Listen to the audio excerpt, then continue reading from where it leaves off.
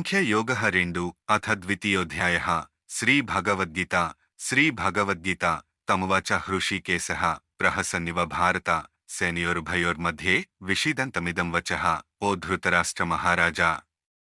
రెండు సేనల మధ్య విలపించుచున్న ఆ అర్జునుని జూచి శ్రీకృష్ణుడు నవ్వుచున్న వానివలే ఈ క్రింది వాక్యములను బలికెను.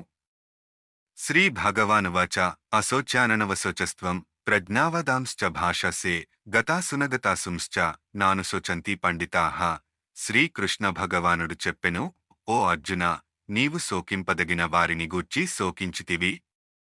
పైగా బుద్ధివాదముతో గూడిన వాక్యములను గూడ పలుకుచున్నావు. జ్ఞానులగువారు మరణించిన వారిని గురించిగాని జీవించియున్న వారిని గురించిగాని ఎన్నటికి దుఃఖింపరు. నత్వేవాహం జాతునాసం నత్వం నేమే జనాధిపాః నచైవ న భవిష్యామ సర్వే వయమతః పరం. అర్జున, నేనుగాని నీవుగాని యుద్ధభూమియందు గల రాజులుగాని ఒకప్పుడును లేనివారము కాము, ముందును లేకపోవువారము కాము. దేహినోస్మిన్ యథా దేహే కౌమారం యౌవనం జరా తథా దేహాంతర ప్రాప్తి ధీరస్తత్ర న ముహ్యతి. జీవునకీ శరీరమునందు బాల్య యౌవన వార్ధక్యములను అవస్థ లేట్లు కలుగుచున్నవో అట్లే మరణానంతరము మయ్యొక శరీరమును బొందుటయు తటస్థించుచున్నది. కావున నిర్విషమున జ్ఞానేగువాడెంత మాత్రమును మోహమును శోకమును జెందడు. మాత్రాస్పర్శాస్తు కౌంతేయ శీతోష్ణ సుఖదుఖదా ఆగమాపాయినో నిత్యా స్తాం స్థితిక్షస్వ భారత. ఓ అర్జున, ఇంద్రియముల యొక్క శబ్దస్పర్శాది విషయ సంయోగములు ఒకప్పుడు శీతమును, ఒకప్పుడు ఉష్ణమును, ఒకప్పుడు సుఖమును, మరియొకప్పుడు దుఃఖమును గలుగజేయుచుండును. మరియు నవి రాకపోకడలు గలవియే అస్థిరములేయున్నవి. కాబట్టి వానిని ఓర్చుకొనుము. యం హి న వ్యథయంత్యేతే పురుషం పురుషర్షభ సమదుఃఖసుఖం ధీరం సో మూతత్వాయ కల్పతే. పురుష శ్రేష్ఠుడవగు ఓ అర్జున, ఎవరిని ఈ శబ్దస్పర్శాదులు బాధింపవో చలింపజేయవో సుఖదోహకములందు సమభావము గల అట్టి ధీరుడే మోక్షమున కర్హుడగును.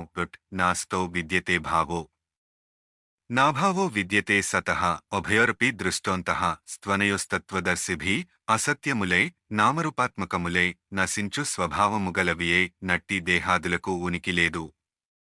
సత్యమైనట్టి ఆత్మకు లేమిలేదు. తత్వజ్ఞానులగువారి రెండింటి యొక్క నిశ్చయమును బాగుగా తెలుసుకొని యున్నారు. అవినాశితు తద్విద్ధి ఏన సర్వమిదం తతం వినాశమవ్యయస్యాస్య న కశ్చిత్ కర్తుమర్హతి. ఓ అర్జున, ఈ సమస్త ప్రపంచమును ఏ పరమాత్మచేత వ్యాపింపబడియున్నదో అది నాశరహితమైయున్నదని ఎరుంగుము. అవ్యయమగు అట్టి ఆత్మకు వినాశము నెవడును కలుగజేజాలడు. అంతవంతా ఇమే దేహ నిత్యస్యుక్తా శరీరిణం అనాశినౌ ప్రమేయస్య తస్మాద్యుధ్యస్వ భారత. ఓ అర్జున, నిత్యుడును నాశరహితుడును అప్రమేయుడునగు దేహి ఆత్మ యొక్క ఈ దేహములు నాశవంతములుగా చెప్పబడినవి. ఆత్మయో శాశ్వతుడు. కాబట్టి ఆత్మను గూర్చికాని దేహమును గూర్చికాని శోకమును వదలి నీవు యుద్ధము చేయుము.